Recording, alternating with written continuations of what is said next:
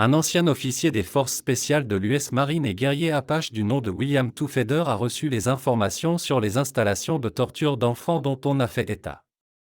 Maintenant, nous entendons. Ces criminels ont été éliminés par une initiative des forces conjointes organisées par la police tribale et les officiers de police de village de Putis de concert avec les agents de l'application de la loi, LEOS, locaux en Californie. Ils n'ont fait aucun prisonnier. Lorsqu'une installation de ce type est démantelée, tous les occupants de l'installation sont tués, à l'exception, bien sûr, des enfants qui peuvent être sauvés.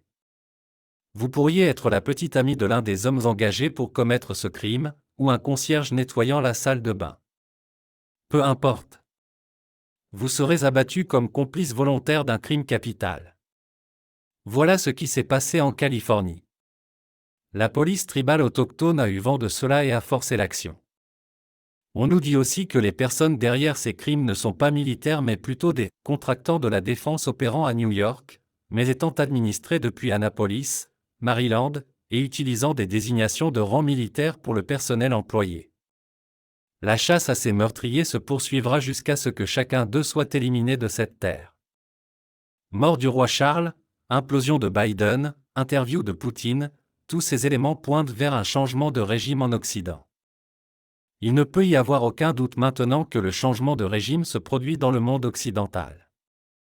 Les signes de cela incluent la mort du roi Charles, l'implosion de Joe Biden, le renvoi, encore, du secrétaire à la défense des États-Unis et la grande interview de Poutine. La révolte paysanne des agriculteurs à travers toute l'Europe et, qui se propage maintenant à des endroits comme le Canada et l'Inde, sont d'autres signes de cela. Nous recevons également des rapports préliminaires du renseignement polonais selon lesquels de nombreux leaders de la mafia khazare, y compris la sataniste Victoria Nuland, ont été tués dans une attaque de missiles après avoir fui en Ukraine la semaine dernière. Commençons par l'annonce selon laquelle le roi Charles est atteint d'un cancer. Des sources de la famille royale nous disent qu'il était déjà mort au moment de son investiture. Cela a été orchestré de manière satanique 6 mois, 6 semaines et 6 jours après l'assassinat de la reine Elisabeth pour aider à retourner l'opinion publique britannique contre lui. Une annonce officielle de sa mort est attendue prochainement. Les sources disent que la princesse Anne deviendra le monarque britannique de facto par la suite en agissant en tant que régent pour le fils de 10 ans du prince William, George. Anne est une bonne personne qui travaille avec les bons blancs depuis assez longtemps maintenant. Regardons maintenant la démolition contrôlée de la fausse présidence de Biden.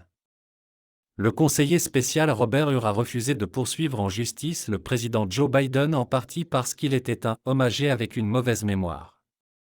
En d'autres termes, Hur a déclaré que Biden n'était pas mentalement apte à être jugé. Cela place le soi-disant leader du monde occidental en dessous de la personne la plus idiote et mentalement défectueuse de tout le système pénitentiaire américain. Cela pourrait en fait être vrai si l'on considère toutes ces gaffes. La semaine dernière seulement, il a dit qu'il avait parlé au président français François Mitterrand et au chancelier allemand Helmut Kohl, tous deux décédés. Il a également appelé le président égyptien Sisi le président du Mexique. Stephen Miller, ancien conseiller principal de la Maison-Blanche, déclare « Il est très facile d'être jugé mentalement apte pour un procès.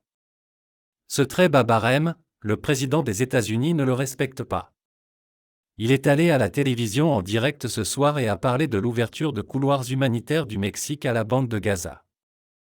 En réalité, puisque le vrai Biden a été exécuté en 2021, cela montre le déclin des acteurs engagés pour jouer son rôle.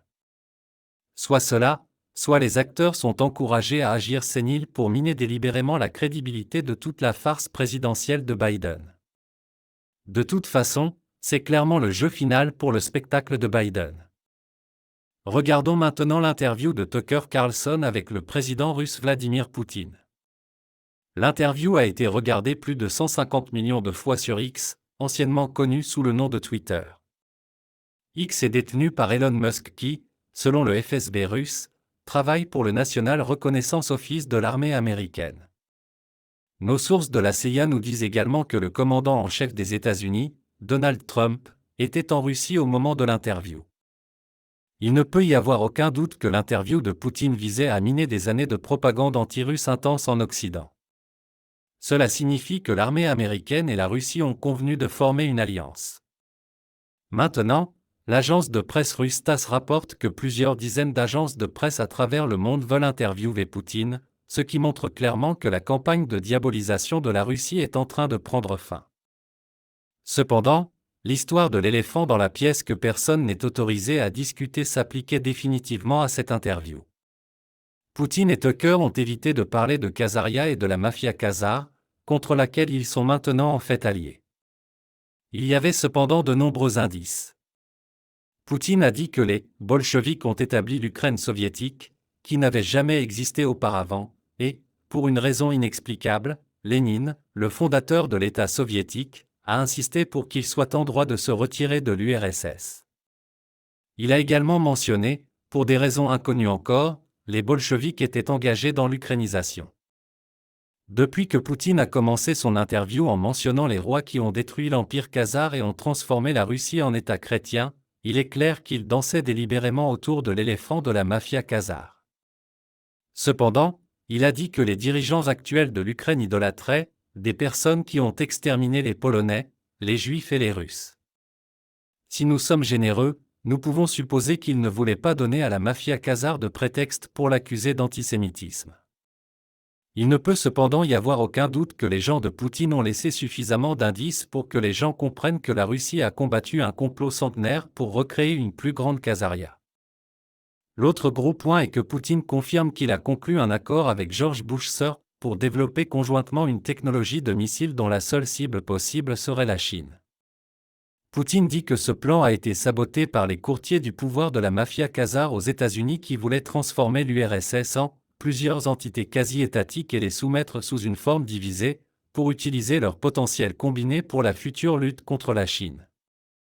Nos propres sources du FSB confirment que le véritable objectif de la guerre russe en Ukraine est de vaincre le Federal Reserve Board et leurs propriétaires de la mafia khazare comme les Rockefeller et les Rothschild.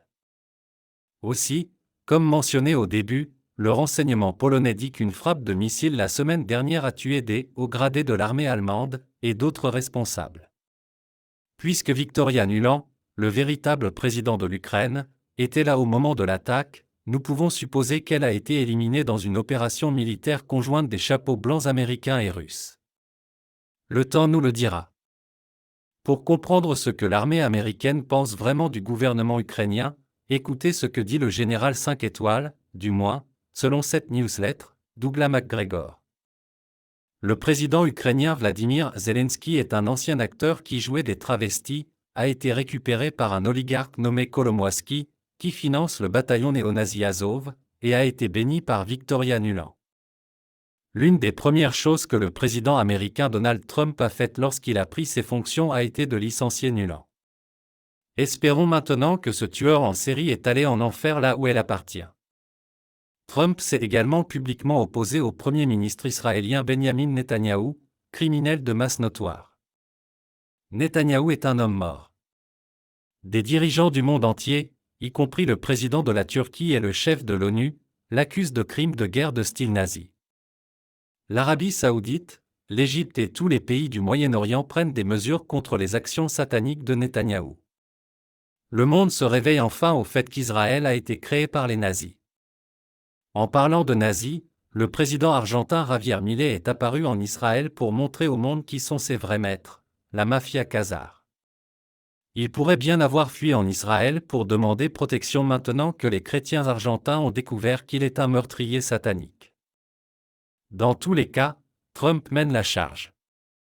Regardez les foules massives chantant « USA » en attendant l'arrivée du président Trump à un rassemblement à Conway, en Caroline du Sud. Trump a clairement déclaré qu'il pensait que Barack Hussein Obama était le véritable pouvoir derrière la supercherie de Biden et promet de mettre fin à cela. Pour confirmer cela, dans les vidéos ci-dessous, vous pouvez voir Nancy Pelosi et Biden admettre qu'Obama dirige le spectacle. Donc, Obama, l'homme derrière la grande poussée transgenre et le chaos aux frontières, est en train d'être abattu par Trump. Cela se produira presque certainement avant novembre.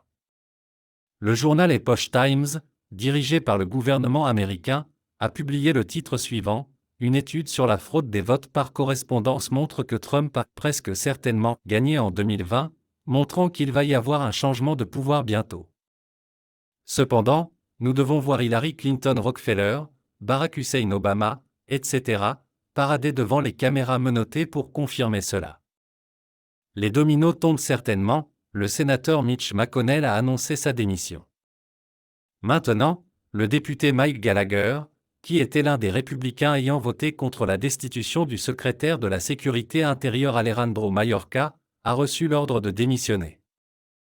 Comme mentionné au début, le déjà décédé secrétaire à la Défense, Lloyd Austin, est de retour à l'hôpital. Il ne sera plus vu autrement qu'en CGI ou en double, disent les sources de la CIA. Cette fois, il pourrait être officiellement annoncé par le KMMSM que, malheureusement, il est décédé des suites de complications, disent les sources. Pendant ce temps, en Hongrie, la présidente Catalin Nova a démissionné suite à une protestation publique concernant une grâce qu'elle avait accordée à un homme condamné comme complice dans une affaire d'abus sexuel sur un enfant. Nous entendons également des renseignements britanniques selon lesquels ils sont en guerre contre l'agent satanique de haut niveau Simon Kaz, qui dirige la fonction publique britannique. Il confirme que Kaz était impliqué dans un complot de 2012 visant à faire exploser les Jeux Olympiques et à tuer toute la famille royale. Kaz a également négocié un pot de vin de 10 millions d'euros pour le Premier ministre Boris Johnson, pour trahir un accord commercial et de coopération avec l'UE. Cet argent est dans son compte offshore à la succursale de Henry Ansbach & Co., Rodtown, île Vierge britannique. Pire encore, le patron de BJ, Kaz, était au courant du cancer induit de la reine Elisabeth et était donc complice d'une deuxième tentative de régicide, malheureusement cette fois réussie. Il savait que la reine était mourante mais a caché ce fait aux membres éminents de la famille royale, y compris les princes Andrew et William, les empêchant d'atteindre Balmoral à temps. Il a orchestré le faux moment de la mort de la reine et a tenu la première ministre de l'époque, Liz Truss, dans l'ignorance. Une fois que Kaz sera écarté, et il sera écarté, alors tout le régime d'esclavage de Rishi Sunak s'effondrera également. Au fait, pour montrer à quel point ces gens sont mauvais, ils essaient d'ajouter du fluor à toute l'eau potable de Grande-Bretagne. Aux États-Unis, les immigrants illégaux reçoivent plus d'argent pour les timbres alimentaires que les Américains en difficulté et vont bientôt être mieux payés que les vétérans. En Europe, ils reçoivent des voyages en avion, des hôtels de qualité, des déjeuners délicieux au restaurant, de nouveaux smartphones, de l'argent de poche, des soins médicaux gratuits et de nombreuses autres subventions. Lorsque des représentants des shérifs et des chefs de la police des États-Unis sont allés à Washington pour confronter le président Biden à ce sujet, il a refusé de les rencontrer pour parler des problèmes frontaliers ou parler du crime qui se déroule à cause du problème frontalier. Les dirigeants du KM de l'Occident ont également peur de rencontrer des agriculteurs en colère. Ici, vous pouvez voir les agriculteurs français enduire l'ambassade d'Ukraine de fumier. Alors que l'Occident et l'UE continuent de promouvoir la guerre, un seul ratage n'est pas donné sur l'empreinte CO2 des chars et des bombes, mais ils attaquent les agriculteurs parce que leurs vaches pètent, commente une source du renseignement polonais. Dans toute la Pologne, les agriculteurs de 260 villes manifestent devant les mairies parce qu'ils n'ont nulle part où vendre la nourriture qu'ils produisent, les entrepôts sont pleins de grains ukrainiens et il n'en arrive plus. Ils sont contre le Green Deal et la limitation des émissions de CO2 dans la production agricole. En revanche, le président russe Poutine a montré ce à quoi les vrais dirigeants devraient penser lorsqu'il a dit à Carson que l'humanité fait face à de nombreuses menaces.